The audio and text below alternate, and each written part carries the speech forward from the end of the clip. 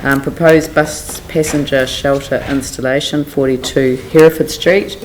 I saw people standing there in the rain yesterday. Very much in favour of this. Yes, this is an Edshell bus stop, bus shelter, sorry.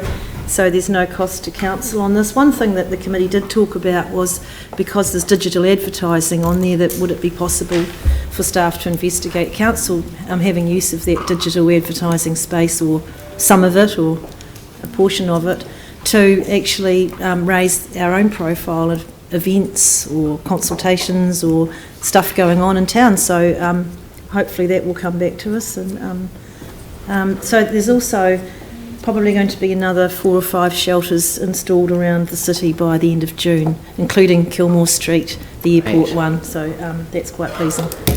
Great. So that's moved by you. Happy to move it. Seconded by Sarah. Okay. Yanni. Can I just check, like there's 20 people using this on a day. Is there any process for us to talk to Adshell about stops that have the highest usage that don't have shelters being a priority, rather than ones that are good just for advertising but maybe not so good for passenger numbers? Because I personally think it would be really good to start having that conversation. I know our community board has repeatedly put in requests for a bus stop outside things like the disabled persons place in Worcester Street, and it did seem a very small number of people using it as a priority. So yeah, we've looked at all that, and I think every community board has those discussions every time the bus shelter's going in, but there's a whole lot of conditions and obstacles often around bus shelters, including resource consents and hearings. Some of them can be very expensive. I presume this one over here, because there was no objections, it's quite a quick and easy one to go in. But what we're going to do is, the ITI committee, call for a report and a briefing on the whole process as well, so we can try and get a handle on that. Do you want it noted in here? Because I can understand why they'd want to go for this one, but I think it would be good to get that other work done as well sooner rather than later, so that we're not just approving ones that are good for advertising, we're actually approving ones that actually have a need in terms of the numbers of passengers that don't have. Yeah, absolutely. But this one being cost neutral is probably a good one to just get on with, isn't it? Yeah. So, Dion? Oh no. Hey, just a very quick a comment on these. Gee, that's very loud today. These bus shelters, because it's outside of the delegation of our community board.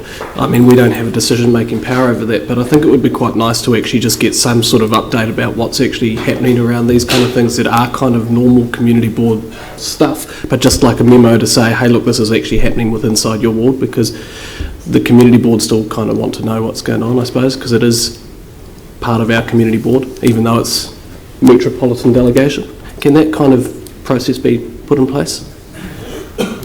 Could you tell them? Well, I didn't know until we got to kind of the report. Yeah.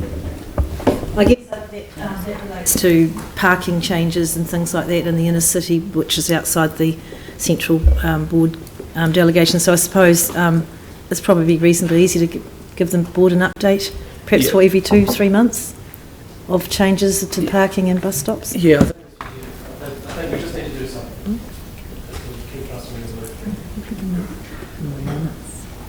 Yep.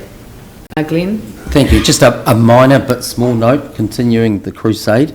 Our bus shelters are smoke-free now, so that's part of our extension to our smoking in public places policy. So if we could, I think, obviously, this is an important location, so let's just make sure of that, along with all the others. Yep. Tim, thank you. The smoke-free, but is that like with regards to, that's not a sorry, bond? we're sort of getting away from the... we're proposing to put a bus shelter at 42 Hereford Street. I saw several people waiting in the rain last night, so the longer we debate this, the longer they'll be waiting in the rain. So, but it's not really relevant to the debate, and just stop it. I blame you for that, and I actually blame myself because I switched off and forgot to pull you up. I won't mention it again today. Is anyone else did you have a question?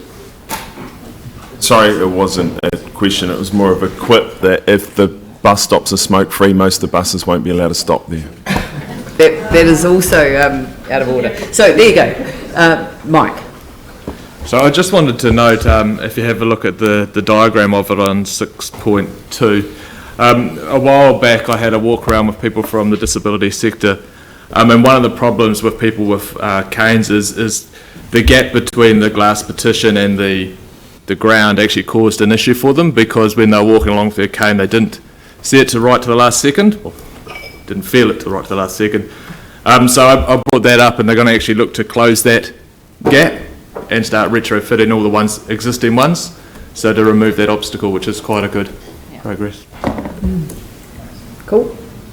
All right, I will, got a mover and a seconder, have I? No, I haven't got yes, I have got a seconder. Who seconded it? Sarah, that's right, Sarah Templeton. Down the bottom. Yep. Cool, I'll put that motion. All those in favour say aye. Aye. Those opposed say no.